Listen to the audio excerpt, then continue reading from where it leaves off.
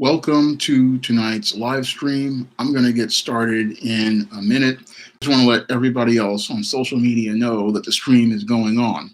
So just give me a minute to promote the stream and I'll be ready to start the show.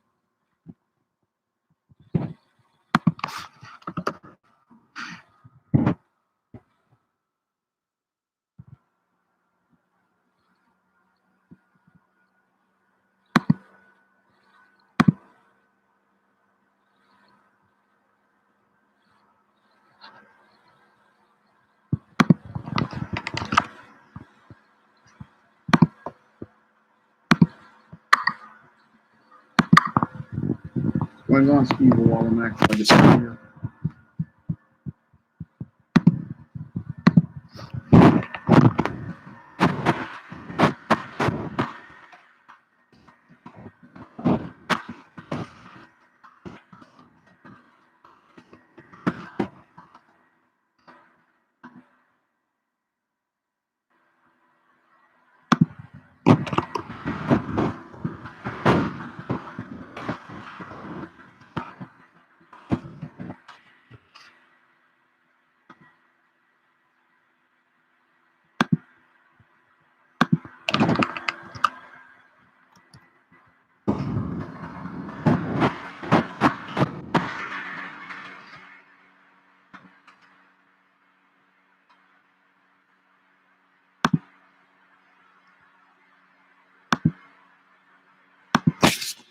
Thank you, Steve Wallamack, for the super chat. I really appreciate it. And I'm going to get started right now. Now, tonight's live stream was inspired by what happened to Ahmad Aubry back in February. And after hearing about the tragic death of Ahmad Aubry, and coming almost a decade after the passing of Trayvon Martin, and all of the brothers who wound up dying over the last 10 years, like your Michael Brown, your Eric Garner, your Alton Sterling, your Philando Castile, your Stephon Clark, your Bakari Henderson, and many others, it's clear to me that this generation of young brothers has not been taught essential male life skills that every Black boy learned from my generation. Because during my generation, which is the early part of Generation X, we had fathers, brothers, and uncles who were out here who taught us the male life skills we needed in order to survive in white supremacist America. And because we had fathers, uncles, brothers, people in the barbershop, and a community of Black men to teach us those male life skills, we were able to learn what we needed to know in order to survive in white supremacist America and the West. Unfortunately, over the last 25 to 30 years in our American society, a lot of the young brothers growing up have learned this whole integrationist narrative. And after the 2008 election of Barack Obama, we've had a lot of young brothers going out here and learning this narrative, talking about we are living in a post-racial society. And we see that that's not true from the murder of your Trayvon Martin back in the early, I think, 2010 or 2011. And we see it right now as related to Ahmad Aubry. And what's really got a lot of these young brothers at a disadvantage is the fact that these brothers have not learned the unwritten social rules regarding Black men in American society, because these brothers have not learned this essential set of skills. What's happening is these brothers are winding up getting picked off like a sniper out here because they have bought into the false concept that they are considered individuals and they are living in this integrationist post-racial society that is so accepting of them. However, when you take a critical examination of our society, it shows us that the so-called post-racial integrationist society is just as racist and just as white supremacist as the society of the days of Jim Crow. And we can see that with the whole case of Ahmad Aubry's murder, that our society is just as racist. And many of all these, sadly, of these young brothers, they do not have a set of strategy on how to deal with the society or how to navigate it, because over the last, I say, 30 to 40 years, we've had a lot of these boys growing up in these single mother households, and they did not grow up with a father in the home. They did not grow up with brothers in the home, and they did not grow up with environments that taught them about how to socialize, like the Black-owned barbershops. And because they didn't get this social education, they did not learn the unwritten social rules about how to carry and conduct themselves in America. And that's one of the reasons why a lot of these Black males are walking into these situations and not understanding the danger that they're in. So with this live stream, I'm going to reinforce some points that I made in a classic video years ago, about 2 years ago, actually, or 3 years ago, after the passing of Bakari Henderson. And I have to do this live stream because it really saddens me to see so many young men still out here, and they don't know the danger that they're in out here in America. Now, when I got into my early childhood, I was taught early on that when you're Black, the world sees you different. And when I got into my teen years and I experienced racism in places like stores, I began to understand the how dangerous it is out here for a young Black male. And many of these young brothers out here today, again, they buy into the whole post-racial concept and the whole integrationist concept. And they, again, believe that they are individuals. And this is the core foundation of their miseducation. They believe they are being seen as individuals, but white supremacy does not see Black men as individuals. No, white supremacy sees Black men as a group, and they want to project a series of stereotypes onto Black men.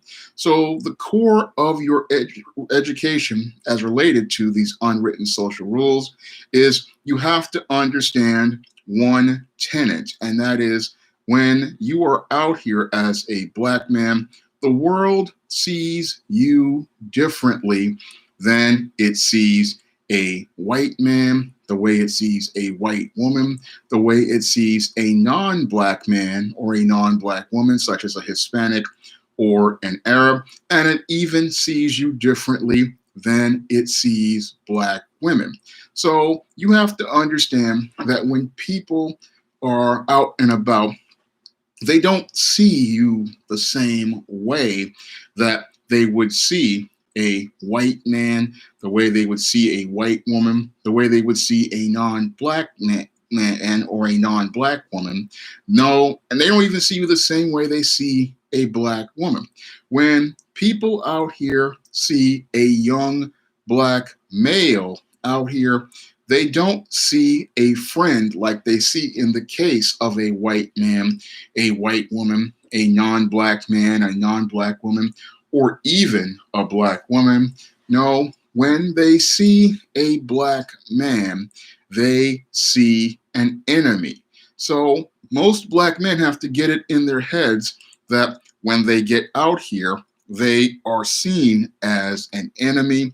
And when you understand this at an early age, you are going to start changing your behavior. Not to be afraid of all of these people, like many of these coons out here, but to understand that you have to change your behavior because this is about your survival. So you have to understand that when you are out here, again, people don't see you as a friend. They see you as an enemy. And the reason why they see you as an enemy has to do with all of this white supremacist propaganda that people have imbibed over the years in media that has been presented to them. And this media has been presented to them ever since the slave days. They've had these stereotypes about black men being brutes, about black men being violent, and black men being these depraved sexual individuals.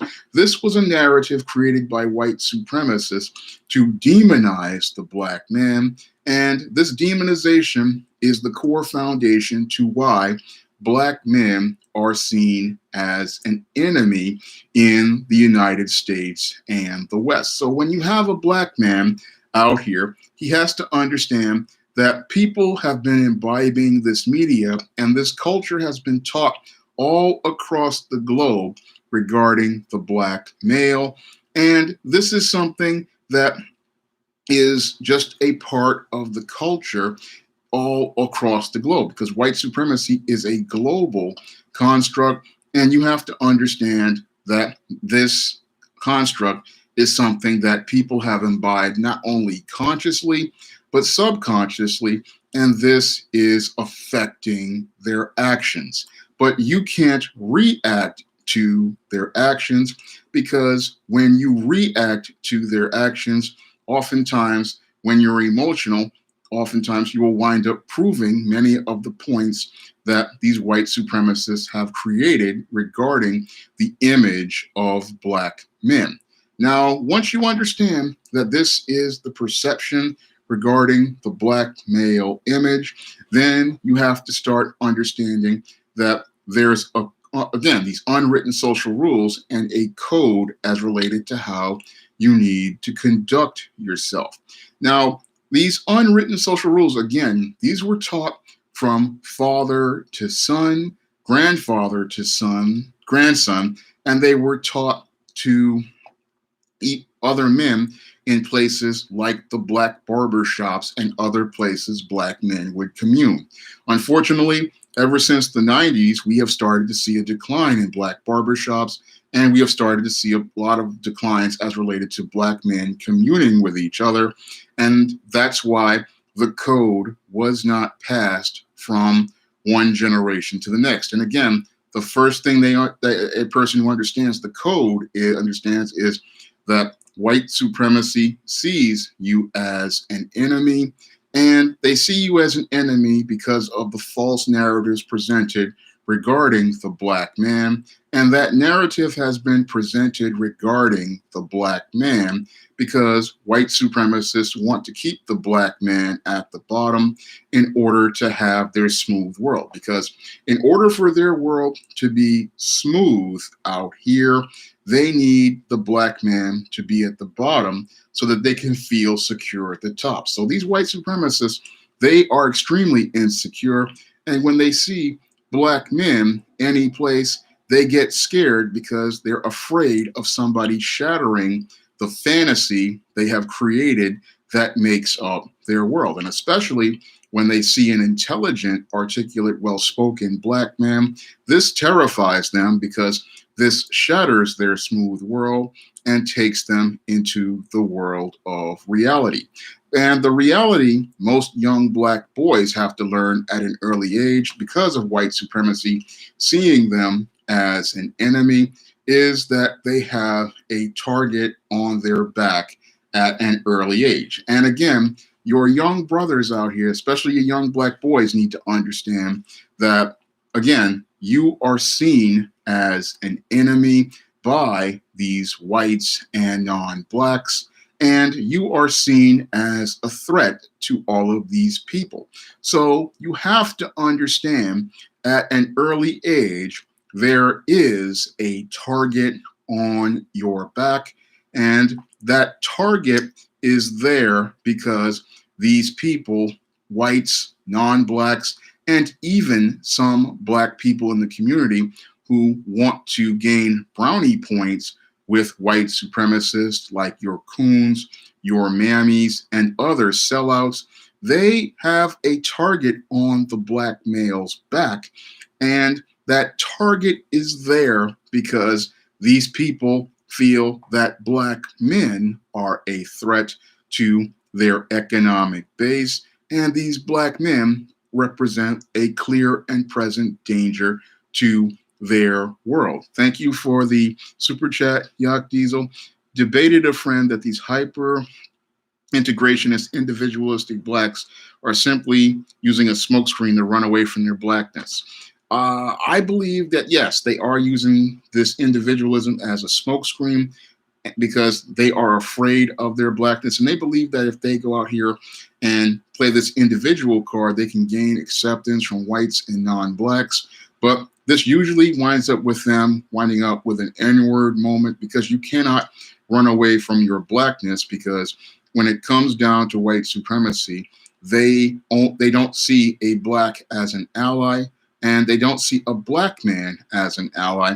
They see individuals as an enemy. And what they do in the game of chess is they use these pawns to gain access to Black circles. And then once they've infiltrated the Black circles, they then pick these guys off and eliminate them from the board, because they don't want these people coming in and turning on them. So these individualist Blacks, they don't understand that when you're an individual, you're extremely vulnerable, because white supremacy still sees you as part of the group. So you still don't, these guys don't understand that when you're an individual, you have a bigger target on your back, and this bigger target makes it easier for them to pick you off. And that's one of the other things, again, about Black boys out here, they have to learn at an early age, again, is that you have a target on your back. And understanding that there's a target on your back, again, it changes the way you carry and conduct yourself in social situations, because you understand that any action can lead to an equal and opposite reaction from not only these white racists out here, but many of these non-Black and even these Black women and some of these sold out Black men.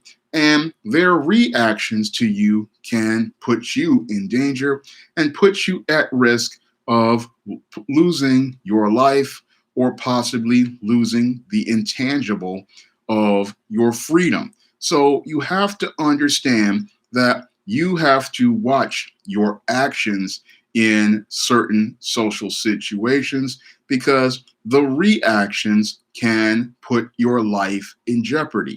And Black men, again, who understand the code, understand they have to watch their actions, because they know that in any situation, they are seen as an enemy. For example, at an early age, when I was out here and I would go to stores out here, I learned at an early age that there are eyes watching me. And that's another lesson the young brothers out here need to learn. You're not able to go out here footloose and fancy free, because there are eyes always watching you. And these eyes are always around you, looking at you, and they, again, are not seeing you as a friend. They see you as an enemy, and you have to understand you are seen as a threat. So when you walk into a place like one of these stores out here, understand that people have their eyes on you from minute one. And that's something, again, I had to learn at an early age, because when you are in these places, they don't, again, because they don't see you as an enemy, they're looking and expecting for you to do something that they believe is wrong, so that they can possibly catch you in the act. And the reason why they want to catch you in the act is because what they want to do is have their stereotypes justified, and this allows them to live in their smooth world regarding black male behavior. So when they see a black man out here and he enters the store, they come in with the expectation that you're going to steal. So that's something, young brothers, you need to understand. When a black man enters the store, he is one, seen as an enemy, and two, he is seen as someone who they expect to go out here and steal. So they're not expecting you to be a customer, they are expecting you to be a criminal. But there is a way for you to survive this situation and come out in one piece. And that was something I had to learn as a boy early on, because when I was in these grocery stores that were owned by Latinos at the time, I had to learn to, if I'm going into the store, I'm not going in here to hang out. I'm going in here to do business. And when I go in here to do business, I need to know exactly what I'm looking for, and I need to go pick up what I'm looking for and then pay for it and then leave. And the way I do that when I go in there is I go directly to the aisle of what I'm going to get. I pick up what I'm going to buy. I hold it high in my hands so that people see that I'm not stashing it anywhere or stuffing it anywhere. Go directly to that counter and pay for it, because again, when it comes down to these store owners, they're looking for a reason to attack a young brother, and they're looking for a reason to have their whole set of stereotypes justified right in front of them. So when you're in one of these stores, you have to understand you go in looking to take care of business and you look to come out. There's no time for chatting with people. There's no time for hanging out with people, because if you make the wrong move in that store, what's going to happen is these insecure people, they're going to look to start with you. And a lot of times they aren't looking to do any sort of anything good to you. They're going to make an allegation saying that you stole something. They're going to try to attack you. And a lot of times these encounters can get physical, and they're not looking to call the police at first. They want to do harm to you because they believe you are going to do harm to them, because they have the worst perception of a black man, and they think that the black man is this violent and out of control brute. So when you're in a store, again, you have to understand that once you even enter that store, all eyes are on you, and your main focus is not trying to go out here and be this integrated, oh, I'm going to be like everybody else. Your whole goal is to get in and get out of that store and be able to go on with your life, because the intangible of your freedom is a very important one, and you cannot take the intangible of your freedom for granted. And that's the other rule, unwritten social rule, a lot of young black boys need to understand and young black men need to understand, is the intangible of your freedom is something you can't take for granted, because you could be walking down a street and just minding your business, and all of a sudden you have either a cop coming up at you or you have some other individual coming towards you. And again, they all are having these suspicions and see you as a threat. So you cannot take your freedom for granted the same way one of these white males or these white females or these non-black males and females or even some of these black females do, because again, they are not seen as an enemy. You are seen as an enemy. And again, you have to watch your actions on these streets out here, because, again, they have a target on your back. And because they have a target on your back, they are looking for a reason to do harm to you. So, a lot of black males out here, they have to be very careful when they're out here. And again, this does not mean you have to be afraid. It means you have to be smart. And smart guys, they understand that when you're out and about out here, you have to make sure you avoid certain situations that lead to that target widening on your back. So, this is something black men are not being taught at an early age these days, because more and more boys are growing up in these single mother households. And because they're growing up in these single mother households and they see some of the freedoms that black women have, they falsely believe they have the exact same freedoms. But what they're not told, because there's no father in the home and no men in the community, is that the world, again, is extremely different for black men than it is for black women. So the things that a black woman can get away with in American society are not the things that a black man can get away with, or even a black boy can get away with. And that's an unwritten social rule that I believe an entire generation of young men from Trayvon Martin's generation was not taught.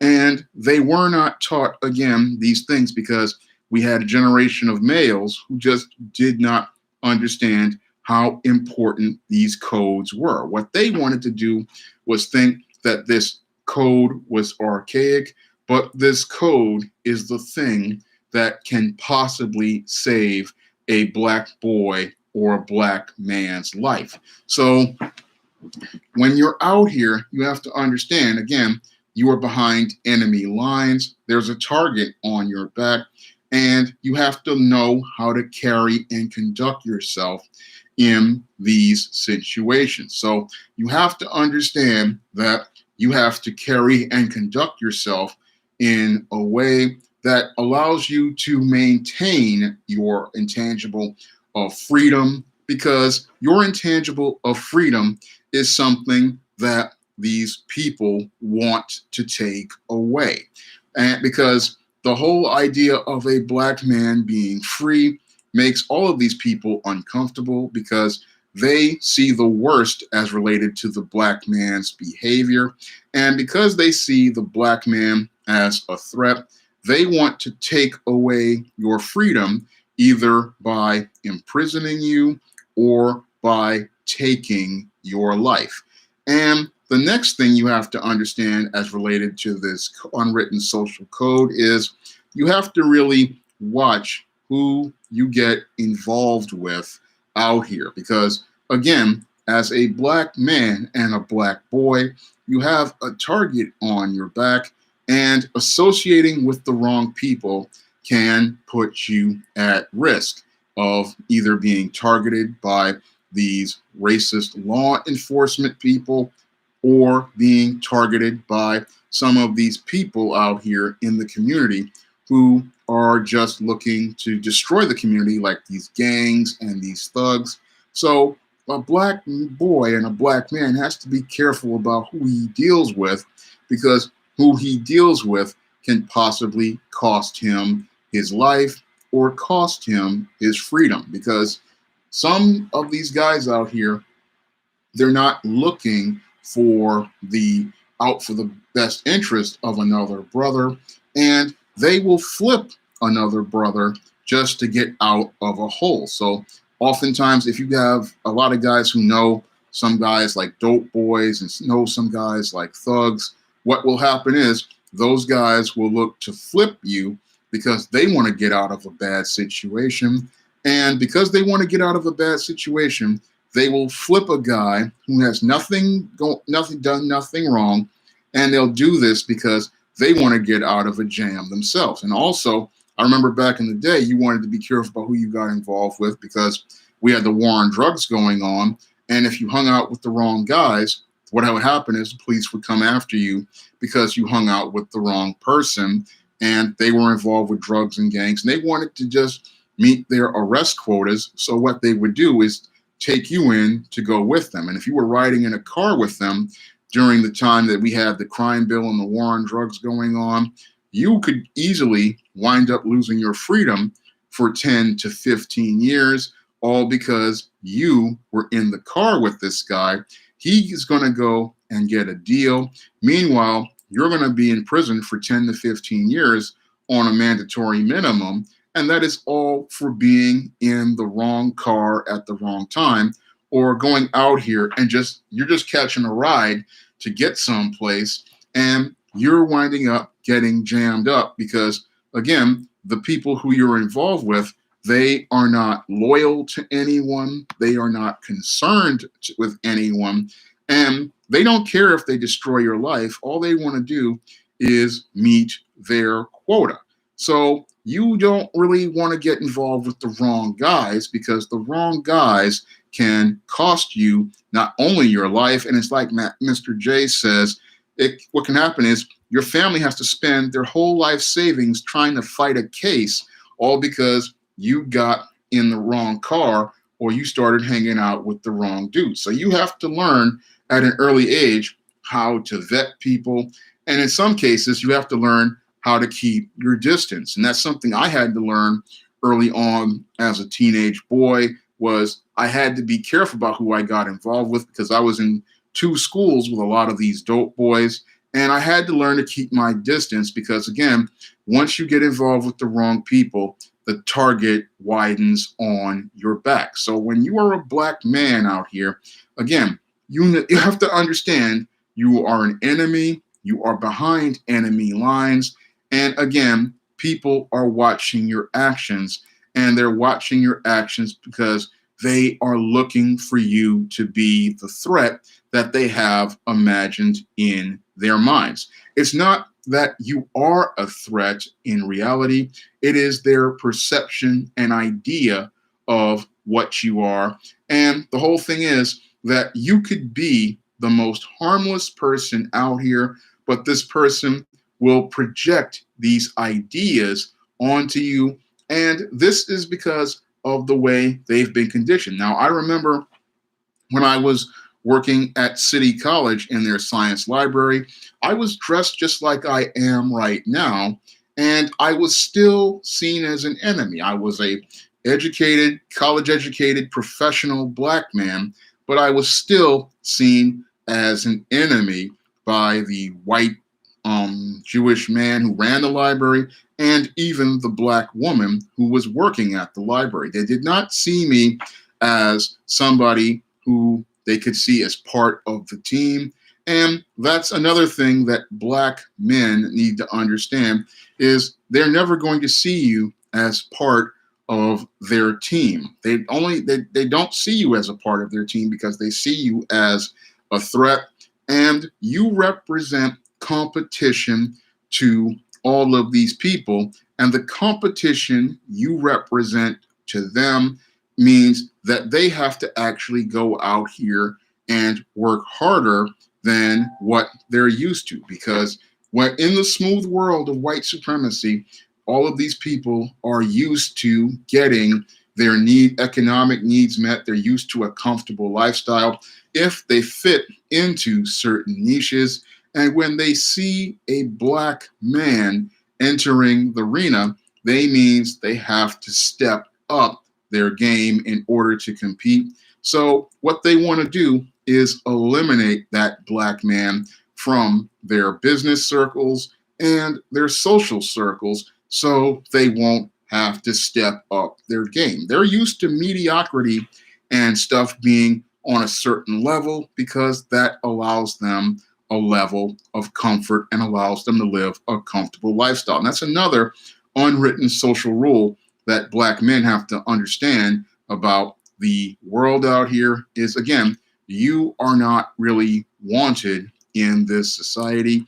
You are not really accepted in this society.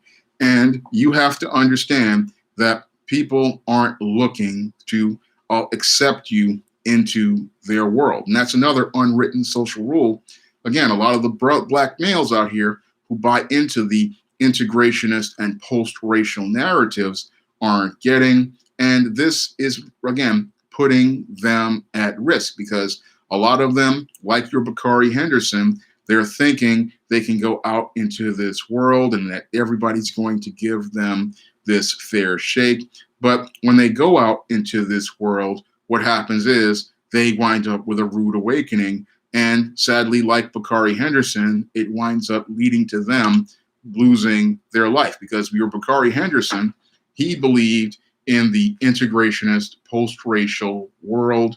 And he bought into that to the point where he was going to do business ventures in Greece, not understanding the unwritten social rules regarding these white and foreign women. And this is a very, very important thing that a lot of black males today, like those who believe in the whole passport narrative and the SYSBM narrative, don't want to hear is that this dealing with these white females is extremely dangerous because these beta white males out here, they don't want to compete with black men for the attention of these white women and these foreign women. And again, they see you as an enemy. And because they see you as an enemy, they are looking to do harm to you, just like they did to your Bakari Henderson. And those black men out here who know the unwritten social rules, we understand that you cannot go out here to these areas and start talking to these white women and these foreign women because in these countries and in these parts of these America, there's a lot of beta males in these areas. And a lot of these beta males, like the ones who murdered Ahmad Aubry and Bakari Henderson, they see the worst when it comes down to black men. They see black men as an enemy, and they see black men as a threat.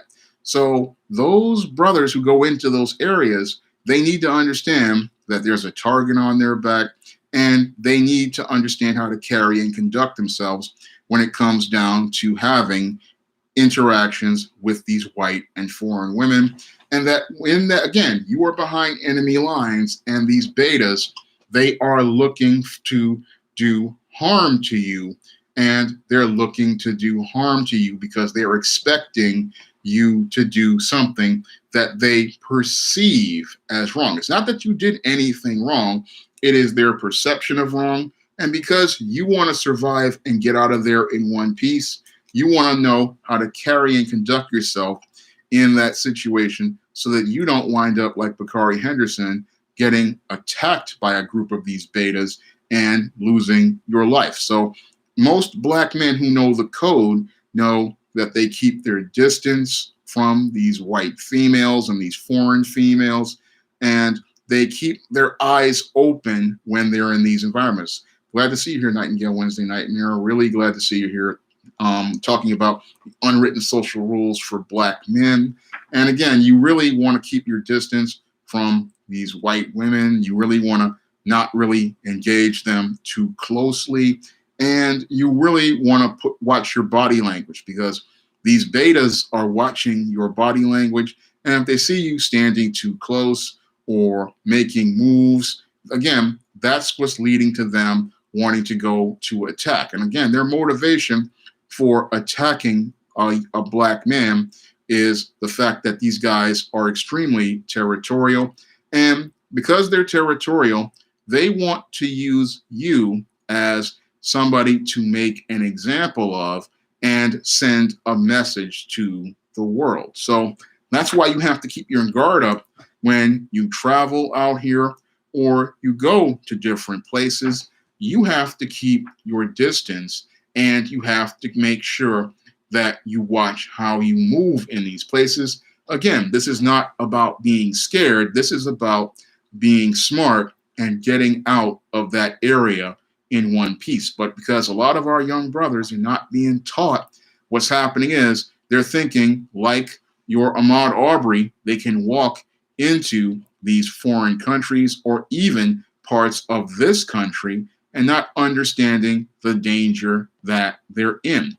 Because when I looked at the whole Ahmad Aubry situation, it really reminded me again of my childhood growing up, and it showed me that again that a lot of these guys, they're not being taught what I learned. What's happening is they're thinking they can go out here and just do whatever they want, go whatever they want. Again, not understanding that as a black man, the world sees you differently. The world sees you as a threat. And that's the reason why these beta males are out here and looking to do harm to you. And I look at that whole case of Ahmad Aubry, and I understand that could easily have been me or anybody in my family or anybody I knew. I mean, any black man, that could have been any brother out here, because what happened with Ahmad Aubry is he went into this other neighborhood, and because he didn't understand the unwritten social rules, he went out here and he wound up in a situation where these betas were again looking for him to do something and looking for to use that as a justification to do harm to him. It didn't matter who it was. All these betas wanted to do was harm this man, and they wanted to harm this man in order to send a message to the world. If you are a black person and you come here, this is what's going to happen to you. And that's what they wanted to do with Ahmad Aubry. And the fact that they wanted to do this just shows how dangerous these beta white males are and how dangerous they have been for the last, I say, 50 to 60 years. Because if you look at Ahmad Aubry's murder and you compare it to the murder of Trayvon Martin, and you compare it to the murder of Emmett Till, or even the murder of Yusuf Hawkins here 30 years ago, you start to see a pattern as related to the behavior that hasn't changed. And what's really tragic on the black side is we have not seen black men out here getting the lessons as related to the code. And when I look at the whole case of Yusuf Hawkins in 1989, it shows me nothing has really changed in 33 years as related to black men. So if something is wrong, and we need more brothers out here teaching the code out here so that brothers can get on code when they get out here. And Ahmad Aubry, like Yusuf Hawkins and like Trayvon Martin, it's clear to me they didn't know the code as related to entering other neighborhoods. Now, your Yusuf Hawkins back in the day, he went into this Bensonhurst neighborhood, and these beta males saw this black man coming into their neighborhood. They saw this black man as a threat, and they wanted to send a message regarding that black man. And that message, again, is why brothers have to get on code and know how to conduct themselves when they go into different neighborhoods. Now, when you go into a different neighborhood, it's best to go during the day, and it's best to go with other people. So you do not go in there alone, because if you go in there alone, chances are nobody's going to find you, and chances are people are going to say we never even saw him. And that was what happened in the case of Ahmad Aubry, which is something that really happened a lot during Jim Crow. You had a black man entering into a part of town that these beta white racists thought he shouldn't have entered in. And they wanted to send a message that you just don't come here with Ahmad Aubry's death. And what's even more troubling than the death of Ahmad Aubry is the fact that the district attorney and the police department covered up this murder, and we would have never known about that murder had it been for the hubris of these racists in believing that by releasing this video, it would justify the murder of this young man. Because when you take a critical examination of Ahmad Aubry, it shows us that these beta males are truly scared of black men because their response to Ahmad Aubry, these suburban terrorists, wasn't that of somebody dealing with a trespasser. I mean, to come out here with a shotgun and a pistol after a man who you thought was a threat, that's overkill, but that's par for the course when it comes to beta males. When you have a beta male, his fear often leads to him overcompensating because he's insecure about having to deal with conflict. So he overcompensates by going out here and bringing a weapon with him because he does not know how to think critically, nor does he know how to conflict resolve without using force. And these two beta males, they were just terrified of the idea of this black boogeyman. And that's why they came out here with this weapon. And then they wanted to videotape this lynching as part of, again, the covert contract where they could justify what they did and to cover their butts in case something came along. But like most beta males, what happened was they wound up revealing themselves and they wanted to go out here and they wanted to go out here and find a way to make it where they look like the hero and not look like the bad guy.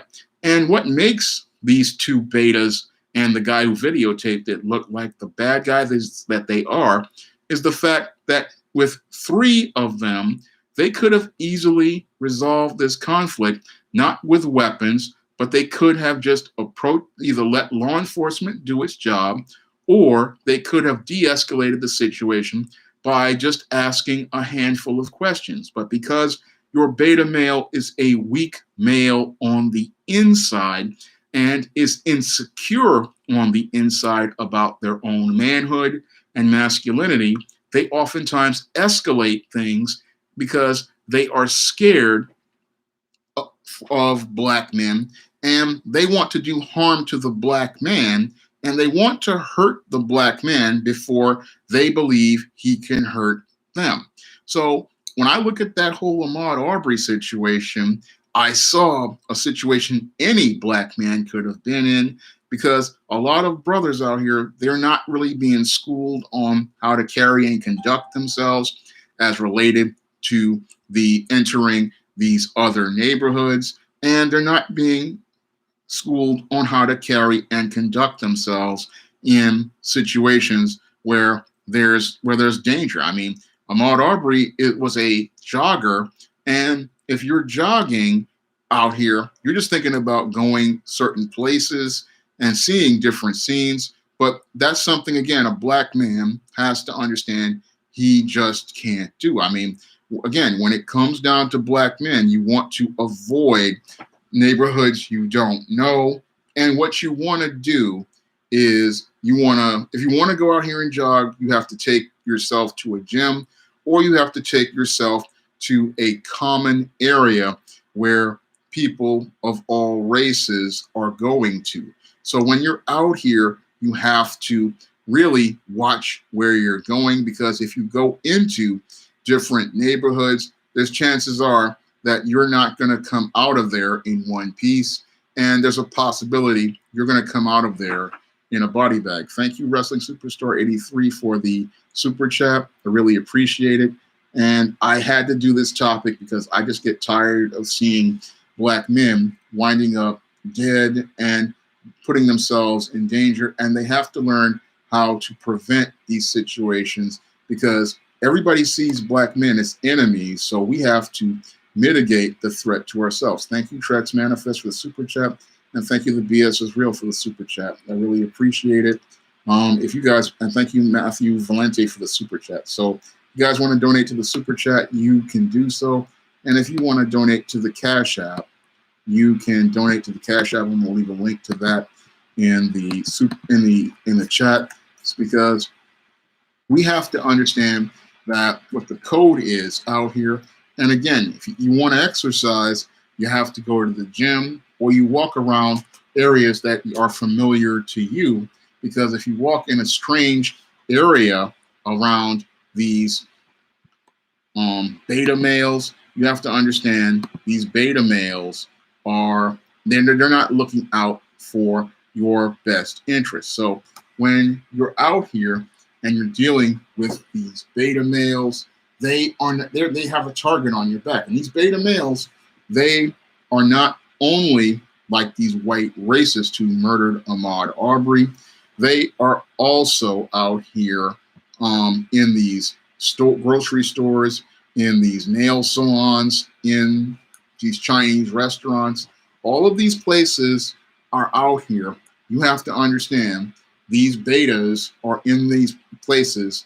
And again, they see you as a threat. I mean, when you go to the supermarket, they are watching you. When they're in the grocery store, they're watching you. When they're in the department store, they are watching you. And they see you again as an enemy, and they see you as this threat. And as a black man, there's not much you can do about them, but there is something you can do about you. And that's one of the things that I learned growing up, is that while I can't do anything about their racism, I have to do something about myself in order to preserve my safety, in order to preserve my freedom. Because if I don't have my safety and my freedom, I'm not going to be able to survive out here, and especially if I don't have my freedom. And that's why you have to modify your behaviors out here, because black men, we don't have the luxury of the same freedoms as your white men, as your white women, or your foreign or your non-black men and non-black women. And we don't even have the same freedoms as black women. That's a sad, horrible truth that a lot of these brothers out here aren't getting. They're not understanding that your black woman has more freedoms in this society than you do. And this is something that can also, another unwritten social rule, a lot of brothers need to really understand at an early age, is that this black woman, she has more freedoms than you, and she can use the freedoms she has that to put you at risk. And a lot of guys who have had girlfriends or have been caught up in domestic violence situations, they know that this is a truth, because all it takes is for this woman to make one call to 911 and you can be put at risk. And again, it's not about walking on eggshells out here. Thank you for the Cash App, whoever sent me a Cash App. But the whole thing is, she can get upset over you leaving the toilet seat up, call 911, and you have lost your freedom. You have lost your employment. You have lost everything. And that's a very terrifying thing to think about. But again, you have to understand you are behind enemy lines. And sometimes you have some of these sisters out here who really don't understand how dangerous it is out here, because they're caught up in their feelings and they're just thinking about hurting you, but not understanding that if they hurt you, they are going to hurt themselves, because if the black man falls, the black woman falls as well. So I saw a business law poll. I got it. I heard it on my phone. It's sitting next to me. Thank you for the Cash App. But it's something black men have to think about. And again, when you understand the unwritten social rules, you understand that a lot of these black females out here, they are extremely dangerous, especially when they get upset and emotional.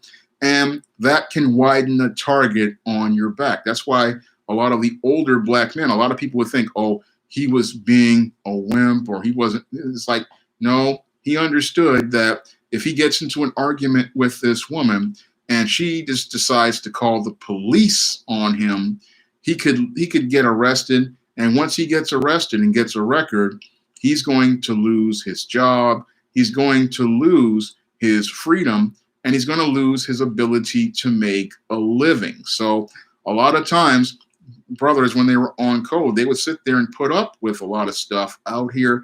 And again, they're putting up with stuff because they understand they are behind enemy lines. They understand the danger that they're in, and they understand there's a target on their back, and they don't want to widen that target on their back. And a lot of times, oftentimes, after they saw that this woman was looking to be a threat to them, they would start putting distance between themselves and that woman. So a lot of Black women don't understand that why their relationships aren't as close as they could be. And the reason why the relationships aren't as close as they could be is because this Black man fears losing everything, because he understands that 1911 call and he practically is in jail for the next 6 months minimum and the next decade maximum, depending on how these district attorneys want to go with his case. So a lot of Black men who were on code back in the day, they would tolerate certain things because they were looking out for themselves, because they understood they had too much to lose, and they weren't being cowards. They just had a lot invested, and they didn't want to lose it. And that's why some guys never wanted to move in with a lot of these women out here, because they understood they could lose everything that they worked for if this woman got upset and she was in her feelings about something, and she doesn't understand the big picture.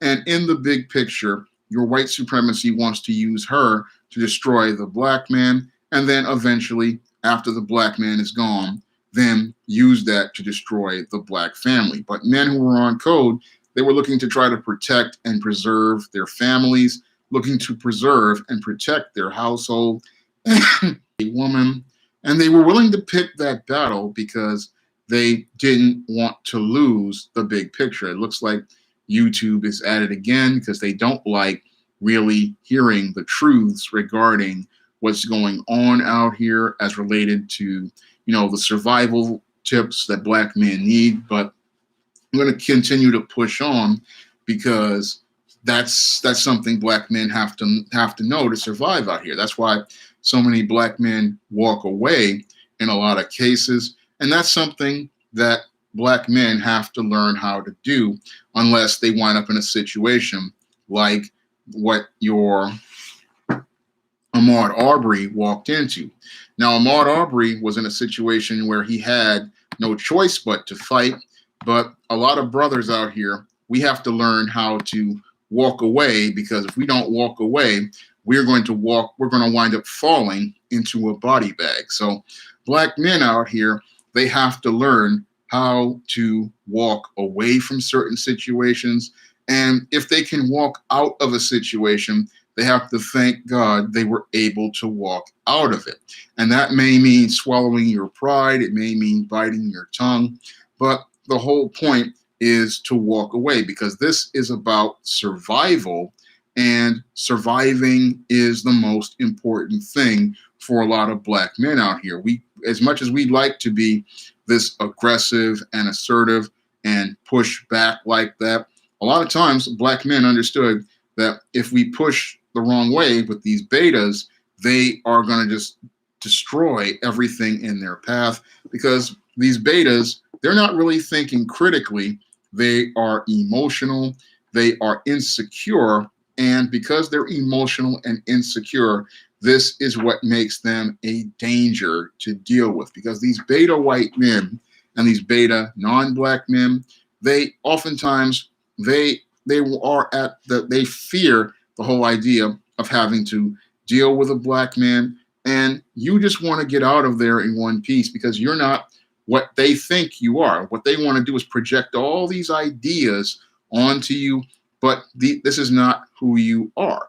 And when they don't see that you fit their narrative, they want to try to create narratives. Like for example, in the case of Ahmad Aubry, they want to dig up dirt. And if we look at their behaviors are extremely feminine, and their behaviors just show how dysfunctional they truly are. Because when you look at these beta males out here, like the two betas who went out here and lynched Ahmad Aubry, it's clear to me that they they participated in some really effeminate behaviors. I mean, I saw something online where they called them the Karens, and they said that they were just like those white women who, like these Karens, who make all these loud phone calls and all of these threats.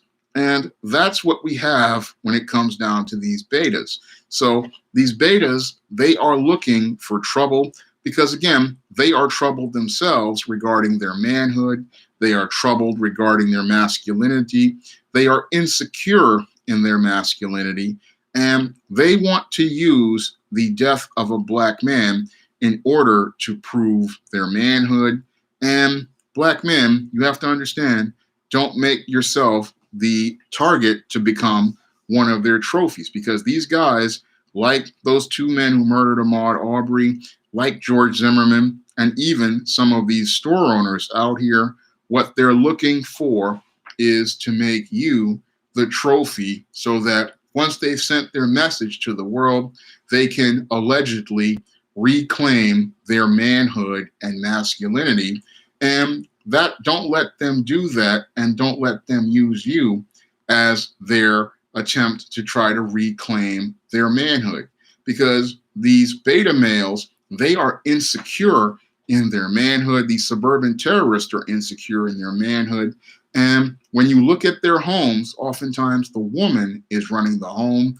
For example, in the case of Emmett Till, she was the one who told them to go out here and do this, which showed us how weak these men were. I mean, if a woman can tell you to put your something that and tell you to go out here and commit murder and put your own health, freedom, and safety at risk, it shows us how weak these males are, because a man is going to sit down and think critically and say, I'm not going out here to go take another man's life and put my own life and freedom at risk over a female. But these beta males, that's one of the things that motivates them. The other thing is they want to reclaim their manhood. So these beta males, again, they are a clear and present danger to black men, and black men have to get on code in order to deal with them. And again, learning how to mitigate situations is one part, and the other part is by actively pushing back against these guys. Now, there's a way to push back against these guys and the way to do that is once you get out of their areas. But when you are in their areas, you just don't want to just engage these guys because they have their weapons, they have their numbers. And when they have their weapons and their numbers, that's not the time to get into it with them. What you want to do is to go out here and do that once you get out of the situation. And the goal is to get out of a situation with these guys. And the whole thing is that a lot of the young black boys, they're not being taught how to get out of situations. And even worse, they are getting themselves into situations because they just don't know how to navigate a course in this world. They're not getting that education in survival. And because they're not getting that education in survival, that is why we're seeing so many black men and black boys winding up dead almost 10 years after the murder of Trayvon Martin. And I find it, again, troubling that the numbers continue to go up, because when I look at this situation, it's clear to me that black boys are not getting the lessons in the unwritten social rules out here. They're not knowing how to conduct themselves out here, and they're not knowing how to carry themselves in situations. And because our boys are not being taught out here, they're going out here and doing things that put themselves at risk, doing things like going into neighborhoods that they don't know anything about. I mean, even if you have to do a Google search, find out something about that area you're going into, and you need to find out where you need to go. And you have to understand, again, you have to mitigate things because, again, you're behind enemy lines. And while the enemy may have his freedom, you have to understand there are limits on your freedom. And one of the unwritten social rules is understanding those limits on your freedom so that you can engage safely in this society. And that's something black men, they're just not learning out here. I mean, they don't understand that, again, you're an enemy as related to this society. They don't accept you. Yes, you've had a black president, but even he wasn't looking out for you. So you have to look out for yourself. You're on your own out here, black man. And nobody has told this generation of brothers out here, or the last 2 or 3 generations of brothers, this. And this is costing a lot of young boys their lives because they're going out here doing stupid stuff, like in the case of Stephon Clark, or they're going out here and they're getting into situations like your Ahmad Aubry because they don't understand the unwritten social rules for black men.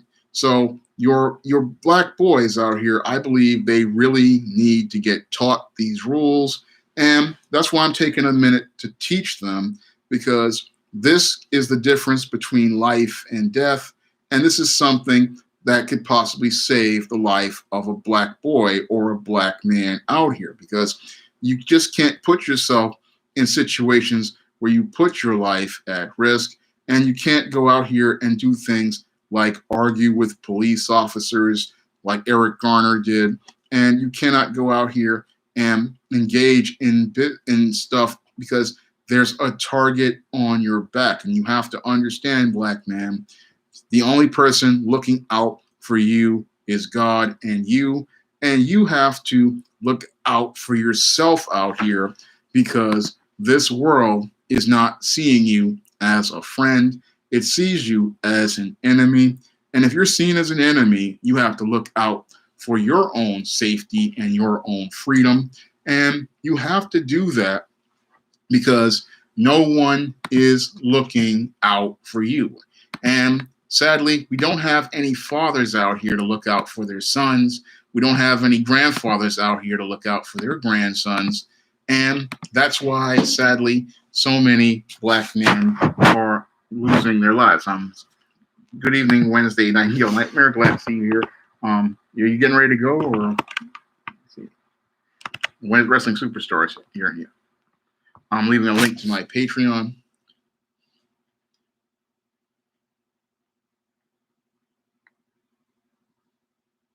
But that's just how it is. Luciano's question: Why do we minorities care so much about present?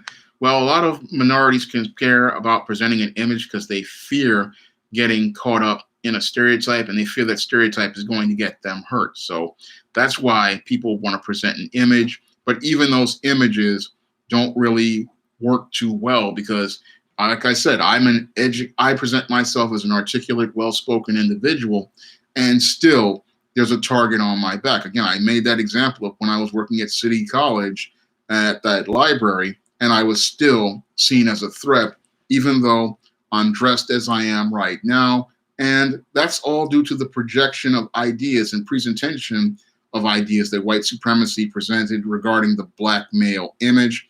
They don't see black men as anybody who they believe would be an asset to them. They don't see a value to black men. They see black men as a threat.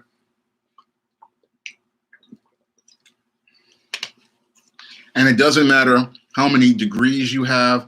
It doesn't matter how much money you have. I mean, Bill Cosby is an example of that. I mean, Bill Cosby had $400 million. He was still seen as an enemy to white supremacy, and they sought to eliminate him because he represented competition. And he was teaching about the code, and because he was teaching about the code to black men and black boys, they had a problem with him. I mean, they don't mind you being a clown. They don't mind you being a joker. And they don't mind that. But the whole thing is, if you start coming out here and you don't know the code, you're not going to be able to survive out here. And these unwritten social rules are the difference between life and death. And they are the thing that could possibly save a black boy's life. Now, there are other things black boys and black girls need to know, like what happens when you encounter police. They need to understand that you have the right to remain silent. They need to understand the Miranda rules, and they have to understand that if you do run into police, always insist on getting a lawyer. Do not say anything to the police, because what will happen to you is the same thing that happened to the Central Park Five. They will try to fabricate a case against you, and that case will lead to you winding up in prison because you don't have the economic resources to defend yourself.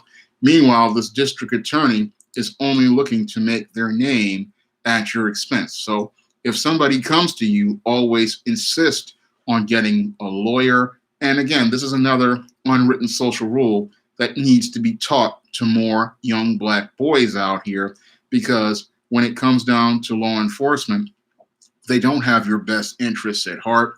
They want to use you as a scapegoat to clear their cases, and they don't really want to do the work. So they want to find a black man to blame for their cases, for these criminal acts, and they want to go out here and they want to use you as that scapegoat. Don't let them use you as that scapegoat, and learn to ask for a lawyer so that you can get your rights protected and ensure that your rights are secure. So that's another unwritten social rule black boys need to learn out here. And again, the more unwritten social rules you learn, the safer you make for yourself, because some of us don't live in states where we can get a concealed carry permit. So we have to learn how to mitigate situations as related to these beta males and these females who have racist perceptions of black men. And we have to mitigate those situations because we have to understand, again, we are behind enemy lines and we have a target on our back. And the faster you learn about that target, the more you can adapt and navigate your life in this American society, and the safer you make it for yourself. I'm an editor on Chris L. Brown's Omega Black, and we're looking to get 300 emails on the list, and the people who sign up to the list get free shipping for the Indiegogo. So I'd really appreciate if you guys would head over there. I'm gonna leave a link to that in the chat. I'm an editor on that project, and it's strong, positive black manga. So I really would appreciate if you guys would go out here and join that Indiegogo list. But I'm going to continue going on, because I just look at all these brothers out here, and they don't really, they need to understand about certain situations. They need to understand, again, the dangers that they're in. And it's not about being scared. It's about understanding where you stand. And a lot of black boys, they don't understand that if you know where you stand, that's when you can set a direction for where you want to go. And knowing where you stand in a place like America, then you can set a direction for yourself. So you really have to know where you stand in order to go somewhere. And knowing these unwritten social rules is going to help you be able to stand, and it's also going to be able to help you move. And this is something that, again, when you don't know these rules, you wind up falling, because you wind up falling into places you shouldn't have been in, or places you didn't know anything about, or places you didn't know where there was danger. And that can, again, put you in a situation that is a difference between life and death. And that's something that I hope to help a lot of these young brothers out here learn, so that they don't wind up in that pitfall, because something as simple as doing a Google search on a neighborhood can possibly save your life. That's another thing that you can learn. Yeah, Chris, I had to mention you because I love the Omega Black manga, and I want to help you get to that 300 point. I mean, Chris makes the Omega Black manga, and I'm glad to see him here on the stream. But I want to see guys understand you need to go and do little things, because the little things can have an impact on your life. And it's the little things that you do that can possibly save your life. I mean, if you know how to go into a store and know how to carry and conduct yourself, you can negate the threat of that store owner. If you know how to carry and conduct yourself in social situations, you can negate these racists. Now, I know that some of these racists out here some of them, there's nothing you can do about them, because some of these betas, they are extremely violent, and some of these white women can be extremely violent. But you have to do everything in your power to try to mitigate their threat, because they aren't going to change, but you can change. And you changing is the thing that is a difference between your survival. Because again, some of us do not live in states where we can get concealed carry permits, and some of us, we have to use a different approach. Now, if we can get these weapons, sometimes we can use them for our defense, but we have to understand that some of us live in places like New York where we can't get these weapons, but we have to go out here and, again, live and make a living. And that's something Black men, we have to learn how to do out here. And again, once you learn a strategy, then you can learn how to adapt it. Now, I originally was planning on doing an entire book on this called The Black Man's Survival Guide, but I wound up scrapping that book because I just didn't want these racists getting a hold of that book and then using it to plan counter strategy, because I thought about why our fathers and grandfathers did not share this information literally. The reason why they shared it orally and also taught it through their indirect actions was because they wanted to go out here and protect young Black boys from the threat of white supremacy. So a lot of our grandfathers and our fathers, they taught this code orally, and they also taught it through nonverbal cues because they wanted their sons to understand what they needed to know out here in order to survive. So that's why they pass stuff on in an oral fashion, and that's why they pass stuff on in a nonverbal fashion, because a lot of times fathers would teach their son things with nonverbal cues, facial expressions, body language, and a son would pick up on what his father was doing, and he would telegraph that to his son, and he would understand. Same thing with guys in the barbershop. They would teach this to their sons and their grandsons, and just being around those other men taught them how to carry and conduct themselves in situations. But over the last 30, 40 years, we have not had a lot of these boys having these social interactions with their fathers. We're not seeing boys having social interactions with their sons. And that because of that, they're not learning how to deal with the covert racism, the overt racism, as Justin Young talks about, and they're not understanding how to carry themselves in these situations, and they're not really knowing how to watch themselves or understand that target on their back. Now, their fathers and the grandfathers, they knew what they had to deal with because they understood that the world was different for Black men, and they understood how dangerous the world was for Black men. I mean, I have 95 in the chat, 56 likes. Can we get the likes up to 70 or so? We'll really appreciate it. But these are lessons our boys are not getting.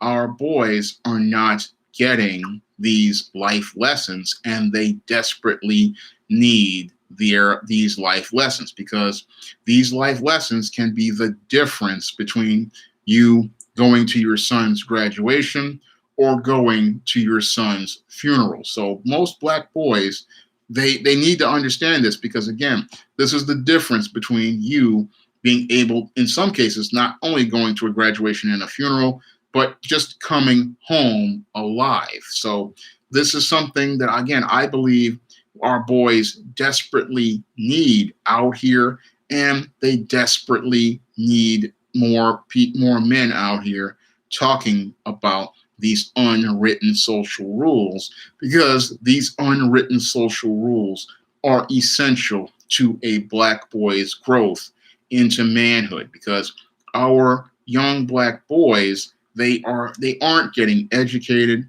And it's clear to me from seeing again the last 8 years, from 8 to 9 years of Trayvon Martin to now, we're starting to see again a pattern appearing here, similar to what happened with the man crisis that is going on in America and the West. And this pattern is of these young black boys following this paradigm where, because they're not getting educated in these unwritten social rules, they are walking into dangerous situations and winding up becoming targeted by these racist beta males who are looking to reclaim their manhood by murdering a black man.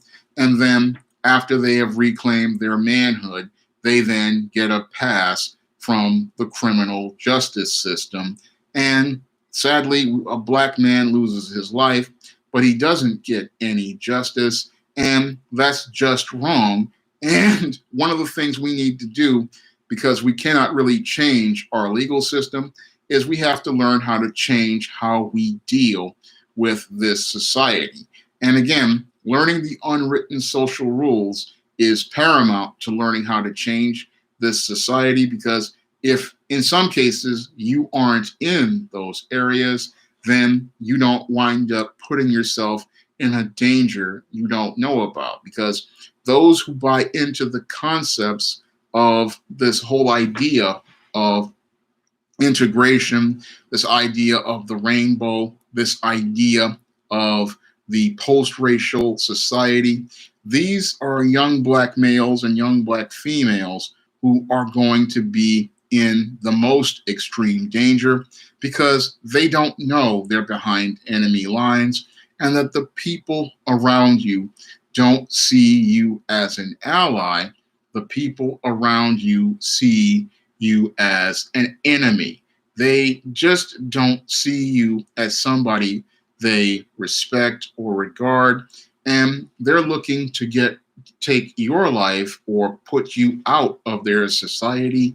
And that's something your black boys need to understand at an early age. I mean, the earlier you understand this, the easy the better you'll have a chance at navigating this world.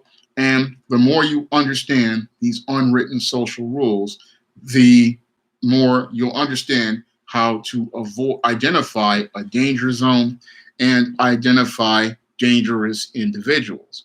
Now, these dangerous individuals, again, are all about you. And once you identify them, you can identify a way to avoid them, a way to de escalate them, and a way to disengage them. Because these individuals, again, they're looking to do you harm. And some of them, they're just, again, looking to do harm because they feel insecure and inadequate about their manhood. They feel insecure and inadequate about their masculinity, and they want to take a black trophy. Thank you, Kwesak Kepuru, for the super chat. Really appreciate it. I have to teach this because, yeah, black men need to understand these things, because they're not getting this. I mean, a single mom, she thinks she can raise a boy to be a man, but the unwritten social rules are only something a black man knows about, because a black man has to go out into this world. A black man has experienced life in this world, and a black man knows what a black boy needs to understand to go about in this world. So the only man who can teach a black boy this lesson is another black man. And sadly, we don't have enough black men out here teaching about the unwritten social rules. I mean, Trayvon Martin had a father in his life who was in his home, and he didn't teach his son these unwritten social rules. And Bakari Henderson had a father in his life, and he didn't teach him these unwritten social rules. And that's because that generation of males just they bought into these ideas of integration. They bought into these ideas of this whole idea of we're post-racial and that everybody is the same. And no, everybody is not the same. Again, the world sees black men differently than they see white men. They see them differently than white women. They see them differently than non-black men. They see them differently than non-black women. And they see black men as an enemy. They see black men as a threat. Thank you, General H, for the super chat. I really appreciate it. I have to make this stream because, again, this is about life and death for black men. And again, my experience is completely different than that of any other race out here. And when you're a black man, you have to understand the world does not see you the same way it sees everybody else. And the earlier your sons learn this, the better it is going to be for them. Because when you're a black boy out here, you have to understand that target on your back. You have to understand the threat that is to you. And you have to understand the danger you're in every day.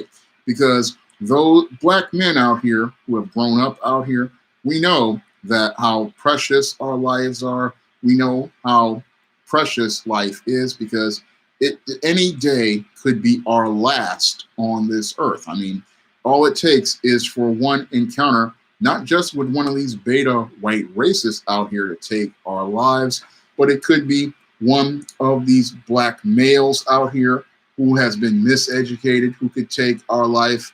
It could be one of these black women calling the police on you that could lead to you losing your life. I mean, black men, we live in a world of extreme stress because we know about so much danger around us. And that's why the black man's life expectancy isn't as long as anybody else's out here, because we know that anything could lead to us losing our jobs and anything could wind up losing our lives. So we live in a world of extreme stress because there's just so many threats around us. And it is something that a lot of people, they don't really want to think about. And a lot of our younger men, they have been taught to take their life and their freedom for granted. And because they've been taught to take their life and freedom for granted, again, they think they can do like Stephon Clark and participate in mischief and foolishness like white kids can do. But those white kids, they have that privilege because the police officer is going to bring them back to their families.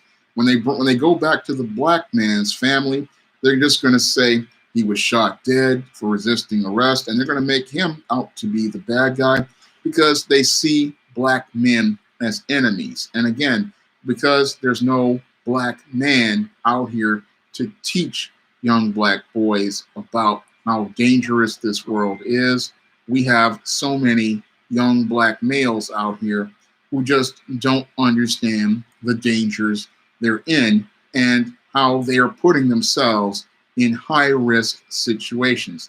Thank you, the Hip Hop Gems, for the super chat. I really appreciate it. And this is the dangers you're in every day, and they're just not understanding it because you have some people who are young and think that they're indestructible, but even the most young black person out here has to understand these dangers out here because, again, you can have life 1 minute and the next it's gone, and the next you're on the news, or the next your family is preparing for your funeral, and you're in a situation that you just got into because you just didn't know about how this country regards black men. And this is something black men really, I want to see more black men talking about, because the more we learn, we teach these unwritten social rules to other black boys and black men, the more lives we can save in the future. I'm going to get ready to wrap up tonight's stream. I want to thank everybody for coming out to tonight's stream. And if you want to, continue donating to my Patreon and things like that, you can donate to my Patreon by clicking the link in the chat. And I would really appreciate if you would pick up John Haynes, The Man with Nothing to Lose, on Amazon.com in paperback and Kindle format. I want to get 10 sales on this book. And with 97 people in the chat and watching the stream, yeah, I have Cash App, Luciano. I can leave a link to the Cash App. And if you want to donate to the Cash App, you may do so. And if you, again, I'm going to go. First of all, the first book I've got is ISIS, the Main Event. And if you could pick this book up as well, I really appreciate it. It's on Amazon. I'll leave a link to ISIS, the Main Event in the chat. So I would really appreciate if you guys would pick up these books. It's positive Black fiction, and I'm looking to try to give Black people a positive image of themselves in my story. It's the main event where the goddess next door steps into the squared circle against the beast from the bowels. And so I really appreciate if you guys would pick that book up. And I would really appreciate it if you guys would pick up John Haynes, The Man with Nothing to Lose, which is also on Amazon in paperback and Kindle formats.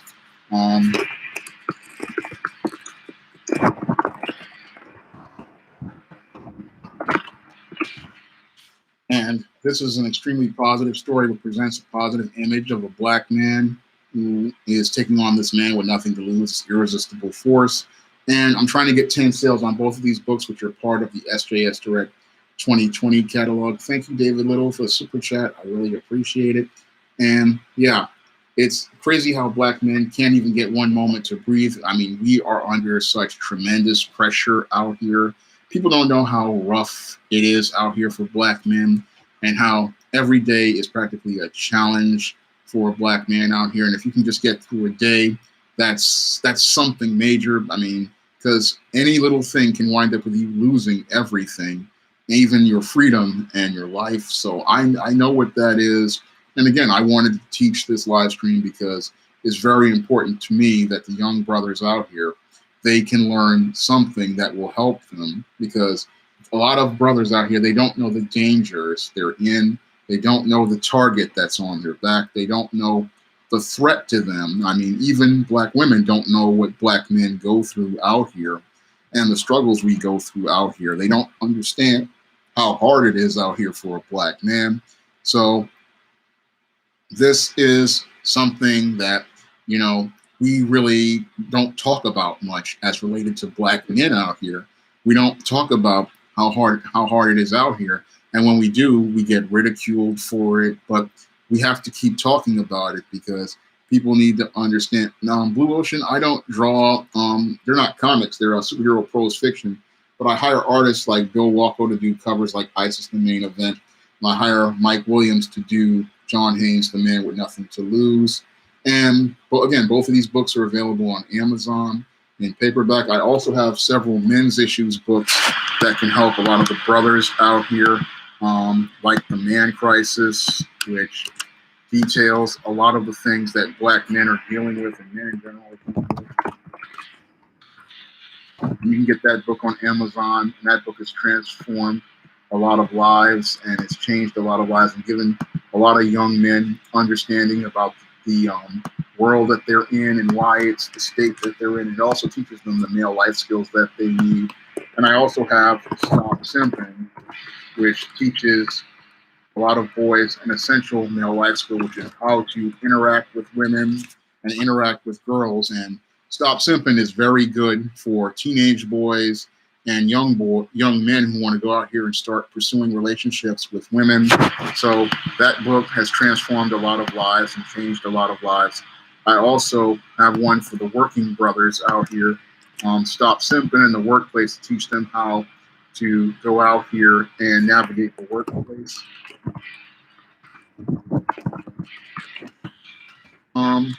I don't have any favorite newspaper comic strips right now. I mean, I've been reading only Luann for the regular for the last decade. But I read a lot of web comics like Something Positive and questionable content, but mostly what I read, that's what I read regularly as related to comics, is web comics.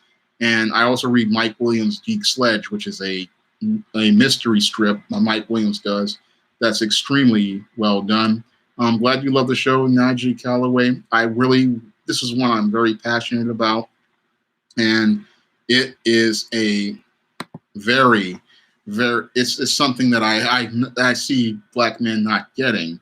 And Jack Diesel says he's worked in corporate America for 10 years, and yeah, some of these black males they're just dysfunctional. I mean, I've seen it myself when I was working at Strive. Blue Ocean, yes, I have heard about the new Blade movie with Marsala Ali, but I'm not really expecting much from that one.